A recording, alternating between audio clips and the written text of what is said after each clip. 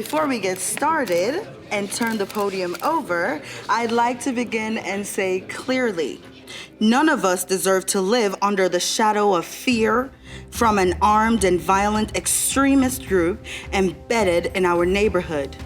Through an extensive investigation, we've determined there is an active criminal enterprise that has clear designs to extort as well as conspire to destroy our treasured South River forest. The destruction of this historically significant forest comes in the form of a proposed new police training facility, one that poses great peril to our citizenry.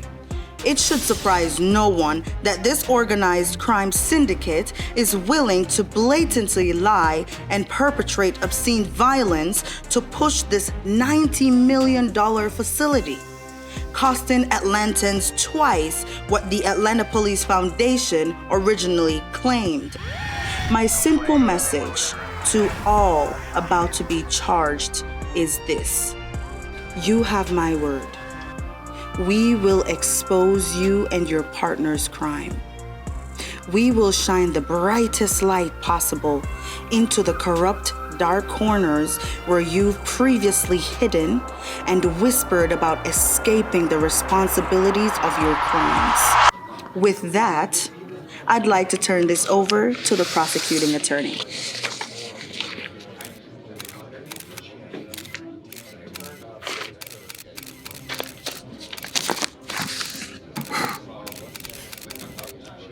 Within our system of justice, the Racketeering Influenced Corrupt Organization Act, or RICO, was developed to bring down large criminal organizations found guilty of violating at least 3 predicate acts of illegality that, when used in concert with one another, established a clear intent to further overall goals of this criminal organization through a pattern of lawlessness, intimidation, and coercion.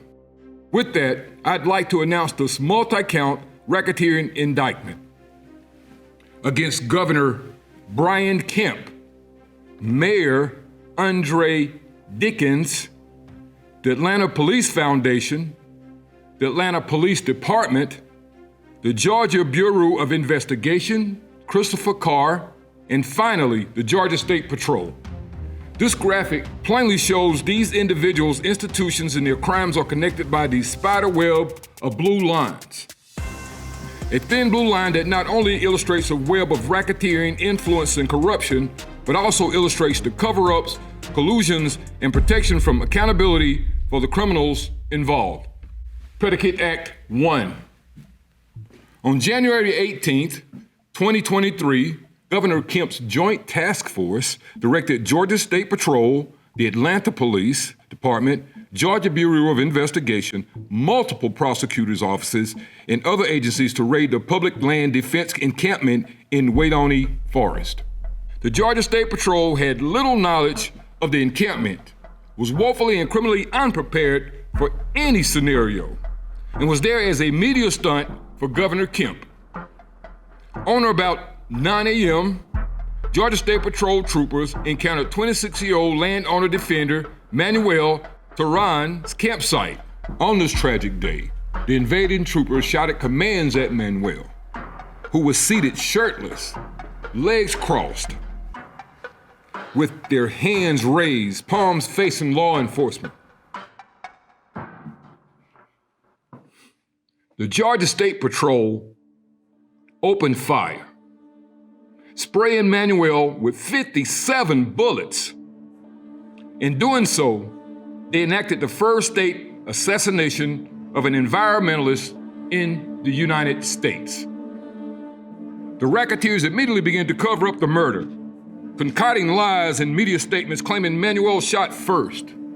However, the DeKalb County medical examiner found 0 gunshot residents on Manuel's body and determined the killing to be a homicide. The Joint Task Force produced no evidence of a weapon despite claiming Manuel possessed or fired one at the scene. Instead, they released a generic photo of a gun clearly designed to cover up their crimes and deceive the public. The Atlanta Police Department coordinated with the Georgia State Patrol on the raid that killed Manuel and conspired to aid and abet in the cover-up by the GSP, perjuring themselves as they did so. Just following the barrage of gunfire responsible for Manuel's death, the APD can be heard over the radio, and I quote, "They shot one of their own." And then can be heard warning each other to watch out for crossfire. Watch out for crossfire. It's all too clear that the Georgia State Trooper either shot himself or was shot by another trooper in what can only be described as police panic followed by murder. Let me be clear. This was an assassination on a political opponent meant to scare the public into submission. These racketeers use assassination to send a clear message to the public. Resist us, and you may be murdered.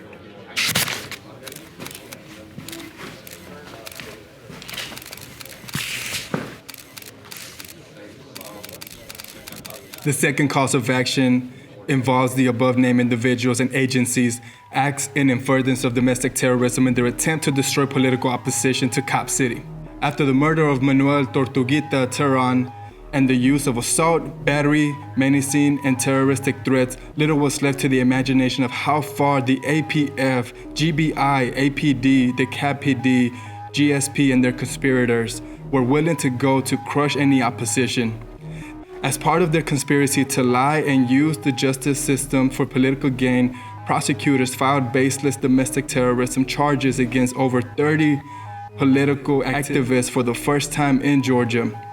These charges were leveled for largely benign and protected activities such as camping in a public park and attending a free music concert. It is clear that the real defendants perpetuated multiple violent crimes against persons and further violated the domestic terrorism law by explicitly destroying critical infrastructure with the intent to alter government policy. In this case, the degradation of the Atlanta forest and sacrifice to Cop City will guarantee the destruction of critical ecological infrastructure that maintains clean water, climate resilience, and a vital floodplain for South Atlanta.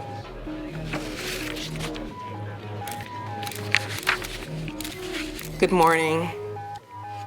The third predicate act that completes our RICO indictment today addresses the unlawful and shameful actions taken by multiple departments in what can only be described as a retaliatory strike on a music festival. On March 5th, 2023, a joint task force raided a free music festival at RC Field near the Atlanta forest. Over an hour beforehand and more than a mile away, a group of individuals engaged in economic sabotage of a Cop City work site. Instead of responding to the scene of that crime and addressing the individuals suspected of criminal activity, law enforcement attacked a free music festival attended by over 1,000 citizens. The offense of terroristic threats takes place when a person threatens to commit a crime of violence. Georgia State Troopers, the Department of Natural Resources game wardens, the Cobb County Police, and Atlanta Police Department officers arrived at RC Field and began physically attacking people, assaults, tasing, and even pointing a live ammunition rifle at a children's inflatable bounce castle. Officers shouted terroristic threats like, and I quote, "I swear to God, I will fucking kill you." The illegal raid on the music festival resulted in the arrest and subsequent domestic terrorist charges of 23 people attending the concert. Charges that more appropriately hang over the heads of the governor, police administrators, and officers who engage in violence to the shame of our city.